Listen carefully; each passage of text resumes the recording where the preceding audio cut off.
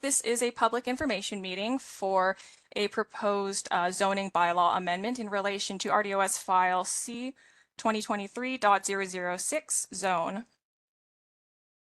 Before we get into the details of the application, I will explain what a public information meeting is. So it's informal in nature. That means that no formal minutes will be taken, but the meeting will be recorded. Any comments that you want to bring forward to the Regional District Board to review at their consideration of first and second reading should be submitted in writing. This can be done by email. We do have a feedback form on the application webpage, but you're welcome to just send me your thoughts in an email as well. There is also the option of just dropping off a letter in person at the main office in Penticton. Now I'm here. We've got the agent, Brad, and the applicant, Chris, on the line to answer any questions afterwards. If we're not able to answer all the questions tonight, we can follow up. My contact information is at the end of our presentation, so I'll just drop that in the chat so that anyone can jot it down if necessary. So for those of us who are unfamiliar with using Webex, we will be taking questions in turn. You will need to indicate that you want to speak in order for me to unmute you. So in order to do that, it depends on if you're participating by phone or by computer. If you're on computer, just click the participants button at the bottom right-hand corner of your screen. You'll have to hover your mouse over your name and just go ahead and click that hand button that comes up, and that'll let me know that you want to speak. If you're participating by phone, you'll need to click *3 to raise your hand, and I will unmute you when it's your turn to speak and let you know when to go. But once you're done, just make sure to click the raise hand button or click *3 to take your hand down. So moving on then to the application. This application was submitted on May 10th, 2023. The agency referrals, so the potentially affected agencies, that includes, for example, the Agricultural Land Commission, Ministry of Agriculture and Food, Interior Health Authority, etc. Those referrals were sent over to them on May 12th, 2023. We're doing the public information meeting tonight, and this application is tentatively on board for the Advisory Planning Commission review next week by the Electoral Area C Advisory Planning Commission, and that would be on June 21st, 2023. Following this consideration, the application is on board to be, or we're planning to have this application be considered by the Regional District Board for first and second reading at their meeting of July 6, 2023. Again, to be confirmed as we get closer to the date. Now, if first and second reading are approved by the board, we will schedule a public hearing. So moving on to the property details, this property is located at 3692 Fruitvale Way. The current official community plan designation of the property is agriculture. The zoning of the property is agriculture 1. This parcel is just under 4,000 square meters in size, so 3,747 square meters, and the property is entirely within the agricultural land reserve. The property is not within an area that is considered to be a designated primary or rural growth area. The property also currently contains a single detached dwelling, which is partially used as a restaurant, so that is the Backyard Farm Chef's Table. And it also contains accessory buildings as well related to farm storage. Additionally, the property is used for a variety of agricultural production. So moving on to the proposal is to continue the operation of an eating and drinking establishment on the property, namely Backyard Farm Chef's Table, as I mentioned. Under the Agriculture 1 zoning that applies to the property, eating and drinking establishment is not a permitted use in that zone. And therefore, in order to move forward with formalizing this use, a rezoning is required. Now, as I mentioned, the property is wholly within the agricultural land reserve, and restaurants are not ordinarily a permitted use within the agricultural land reserve, and therefore require approval from the Agricultural Land Commission, and that's through the form of a non-farm use application. Now, the applicants did submit a non-farm use application in 2022. This was supported by the Regional District Board, and they had authorized it to move forward to the Agricultural Land Commission. So earlier, just a couple of months ago, the Agricultural Land Commission did release their decision regarding their application and had approved the use of the property for the existing building for the restaurant and catering service, subject to a number of conditions. And these included that the applicants maintain the current siting of the business and the parking areas associated with that business. They capped out the number of guests that could be allowed in one seating, so to 20 guests per evening. They also had conditioned that there be no expansion of the business footprint within the building beyond the current 45% that it occupies. Additionally, one of the conditions tied the approval to the current business as well as its associated business model. And I may have Brad and Chris kind of get into that a bit more when I hand it over to them. And additionally, they required a site-specific zoning. So effectively, they did not want a zoning to be applied to the property that would allow it to be a general commercial zoning, for example. So then the proposed amendment that they're seeking is to amend the zoning of the property under the Okanagan Valley zoning bylaw from its existing Agriculture 1 zoning to an Agriculture 1 site-specific zoning. So this would apply solely to this property. Anyone else who wanted to do this would have to seek out a similar proposal through a rezoning application. And that site-specific provision would permit an eating and drinking establishment as a principal use on this property in particular. And with that being said, here is my contact information. Again, I will drop it in the chat. I will drop it in the chat as well. So if you don't get your questions answered today, or if you want to submit comments, go ahead and contact me. But for now, I will go ahead and just pass it over to Brad and Chris to provide any additional information on their application. Thanks, everyone.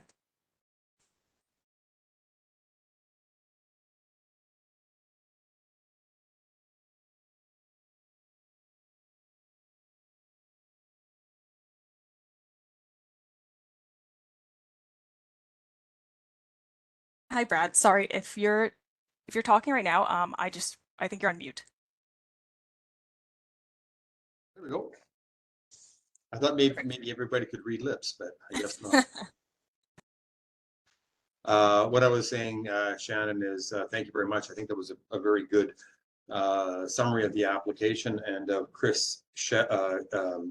Chef Chris's project. And thank you for the summary of the ALR approval, which was very much an important part of the project and a big victory for Chef Chris in getting that approval from the Land Commission. I really don't have a lot of additional information to add at this point. I think you've summarized it well. On my screen, all I see, Shannon, is one person other than yourself and Chris and myself. Is that correct? So we've actually got 8 attendees on the line. Okay, great. You know what? I just don't have a lot of additional information to add other than Chris's operation has been in business for quite some time now, and the support for the project has been very, very strong. His project is completely and wholly an agricultural operation, and the Land Commission very much saw that and expressed that to us both at the site meeting and certainly in the letter of approval. So what Chef Chris is doing certainly follows the guidelines outlined in the ALC provided. And as you mentioned, Shannon, we're simply looking now to do a site-specific amendment to the AG1 zone, not to change anything other than to add Chris's existing business as a permitted use. And I should note, just as you had indicated, that maybe we should elaborate on it a little bit. The Commission did want to confirm with Chef Chris, and Chris agreed that if the business, if Chris decides not to run or maintain that business any further, that this, not necessarily the zoning, but the ALC approval runs with the business. So if Chris decides he wants to get out of that business, some future owner that buys the property would not have the right to carry out that business. They would have to go through an ALR non-farm use application similar to what we did. So it's very much tied to Chris. They believe in Chris. They believe in his skills and his abilities and his passion for agriculture. And that's why they tied it to that. So with that in mind, I'd be more than happy to try to answer any questions. And Chef Chris has indicated he's more than willing, and I would encourage him to jump in on some of these questions that might come up because of his passion for agriculture and his knowledge of the business that he's running there. So certainly more than prepared to answer any questions.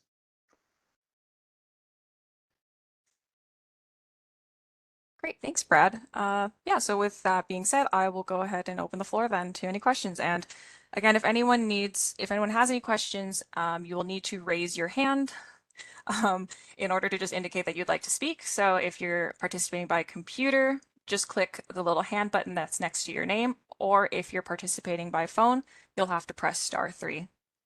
Thanks. Yeah, and if we don't get any questions, I will be holding this open until 8. So if anything does come up in the next 20-ish minutes, we'll be here.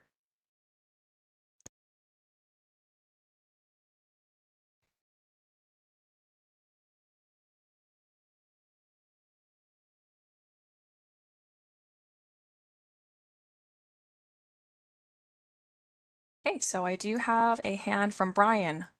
So Brian, I've gone ahead and unmuted you. Go ahead. Hi, I'm Brian Glom. I'm past president of the BC Wine Appreciation Society. I don't have any questions per se. I just wanted to express my support for Chris, what Chris and his family, what they're doing at that location. I don't really consider them a restaurant. It's more like an educational learning experience, learning about where your food is grown, where it comes from. You know, what they don't grow there, they bring in from ethically sourced places. In short, I think it's a gem. You know, don't bury it. Thanks, Brian. And just a reminder, so if anyone does want their comments formally considered by the Regional District Board, please make sure to submit them in writing. So anything that's said tonight, I won't necessarily be relaying to the board. So this meeting is quite informal. Thanks.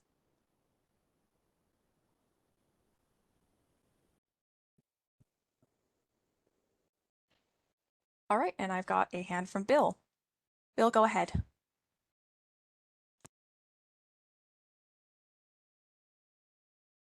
I'm new to this system. Can you hear me? Yes. Oh, good. So you said that we should send in written comments. I've already sent in a written comment. Are these still being considered, or do we have to send in written comments again? Do you recall when you sent in those comments? It was quite at the start, very much at the start. I guess I should have said who I am. I'm Bill Eggert. I was actually Alan Patton's alternate director when we put these rules and regulations in place. So I felt it was important that I gave my 2 cents worth towards the application. So this would have been quite very much the very beginning. What's it been, 2 years now?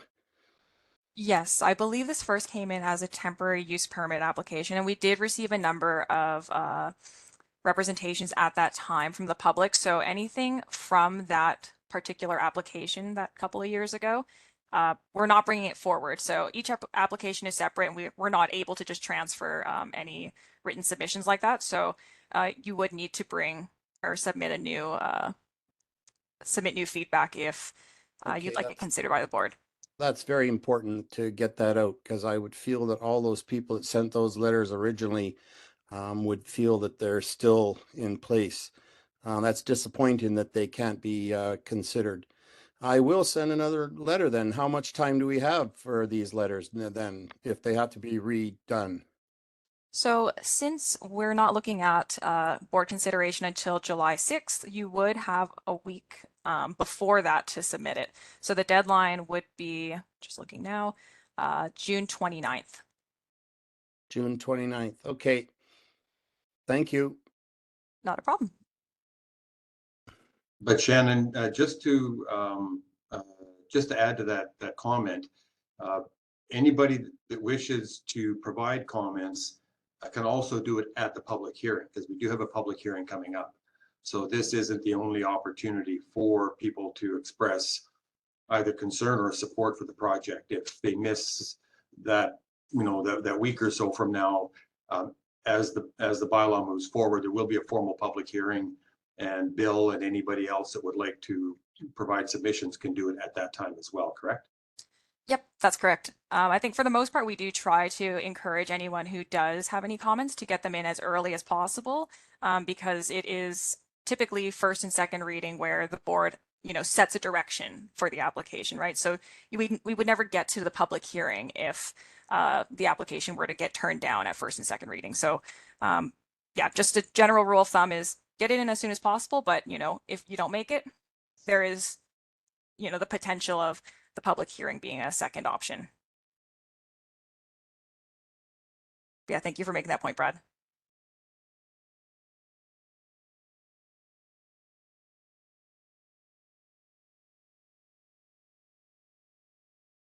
We still do have a bit more time here, so if anyone else does have any questions or any comments, yeah, just please feel free to raise your hand.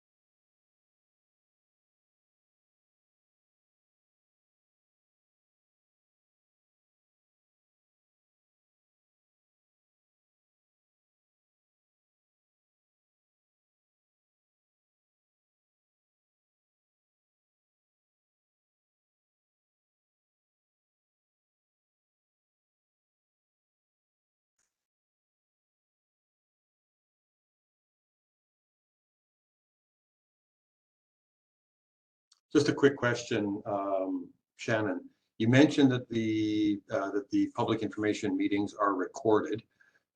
Is the recording made available on the RDOS website somewhere, or is that you guys have copies of that? And if somebody wanted to hear, the meeting, they would have to contact you, or how would one get a hold of those minutes, those recordings? So it's definitely something that we could put online. I know that in the past, we have put them online, especially in cases where there's been a lot of public interest in the application itself. So it's just, to get the information out there. But typically, yeah, upon request, either by, the director or members of the public, we can definitely put it up. Not a problem.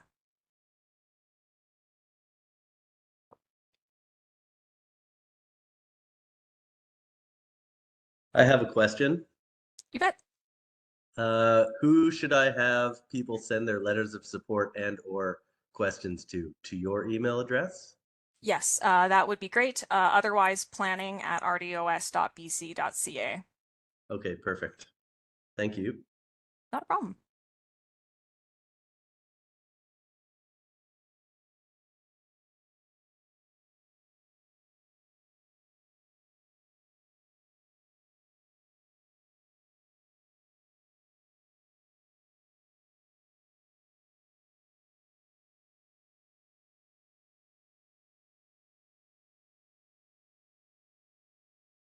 I do see a hand from Al. Al, go ahead. I've unmuted you. Yeah, my name is Al Hudak. I'm a local resident living here in Oliver, and I would like to express my support for the application. Chris's small sustainable farm is internationally recognized and is bringing international recognition to our local community as a leading advocate of sustainable local food and dining. So I'm in support of the application. Great. Thank you, Al. I appreciate your comments.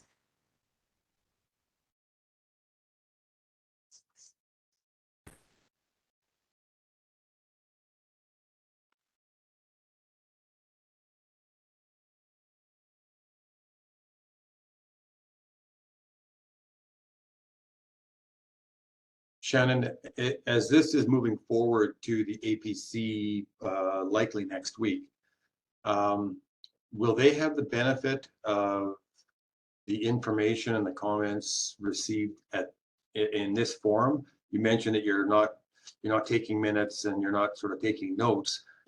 Could that recording be made available to the APC members so they have an understanding of the public's comments and the public support for this? Yeah, I mean, like, they could review the meeting recording like of their own fruition. For the most part, when it comes to public comments, my understanding is that the advisory planning commissions aren't really kind of set out to evaluate public feedback in the way that the regional district board does. How like they would assign effectively like merit and be able to weigh that into their decision-making process. So for the most part, the APCs don't actually review feedback prior to their consideration.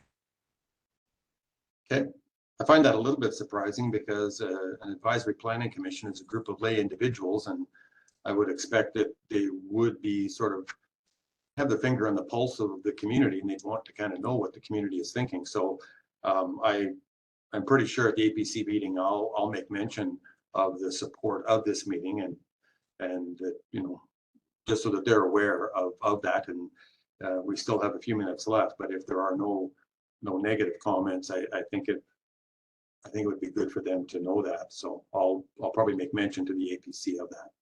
For sure. And then I do see a hand up from Bill again. Bill, go ahead. So carry this a little bit farther, this APC meeting, is Brad going to be allowed to, if nothing else, display the support letters that came with the original application, or are those pretty well gone? I'm a little worried that all those letters of support seem to be being shuffled aside, and I'm hoping that Brad is going to be able to at least mention them at the APC meeting. Is he not? Yeah, he certainly can. So the APC meeting is in person. In fact, they are open to the public. Although typically members of the public are not allowed to speak at those meetings necessarily. So yes, you can mention that in the APC meeting, definitely. It is taking place, again, tentatively, we haven't confirmed that it's made the agenda yet for the meeting on the 21st. But if it is, it would take place at the Oliver Community Center at 8 p.m. or sorry, 7 p.m.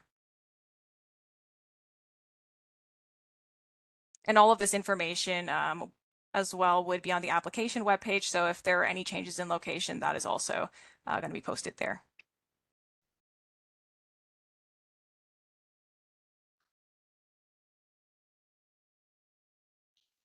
I do appreciate your guidance, Bill.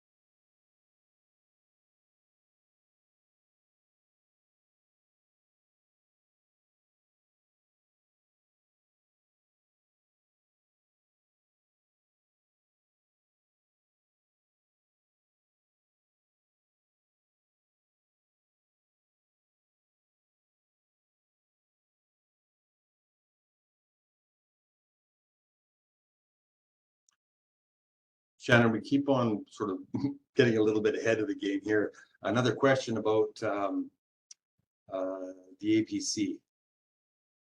And now that question has just slipped my mind. I'll get back to you in a sec as soon as I remember it. No worries.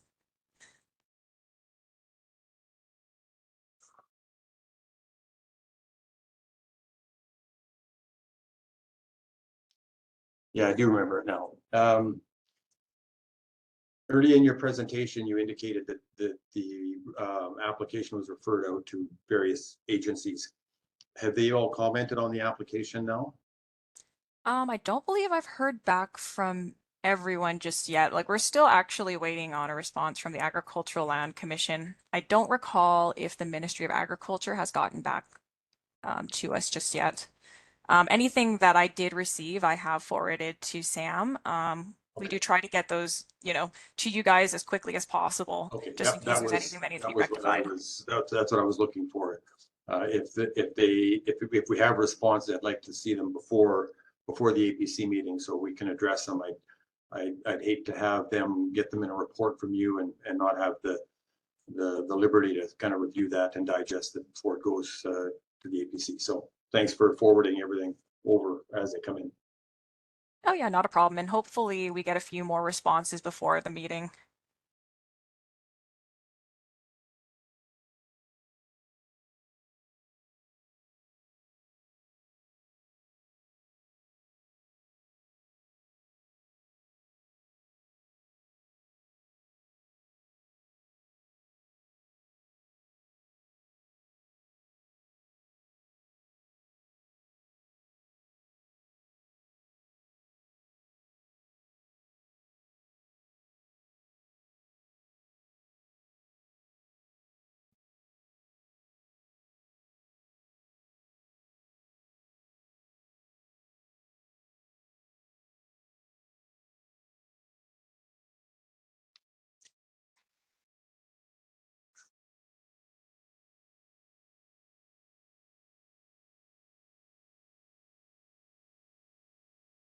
Not nearly as contentious as your previous one.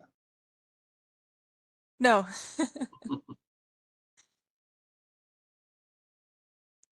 But very good turnout, I would say, for both of them. Typically for our public information meetings, I mean, there are a lot of cases, we'd only get one or two people. Sometimes we get no one. For both of these ones, I would say the turnout was pretty good. So I'm happy to see that.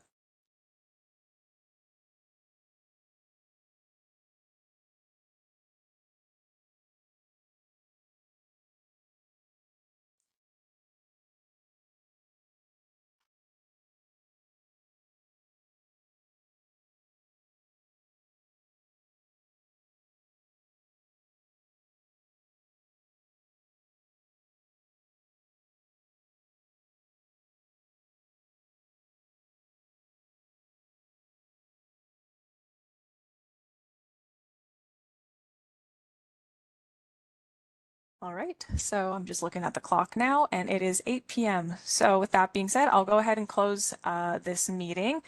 But again, if anyone does come up with any questions after the fact, or you'd like to submit any comments, again, please contact me. If you don't know what my exact information is, you can send it to planning@rdos.bc.ca. So thank you everyone for coming, and have a great night. Thanks, Shannon.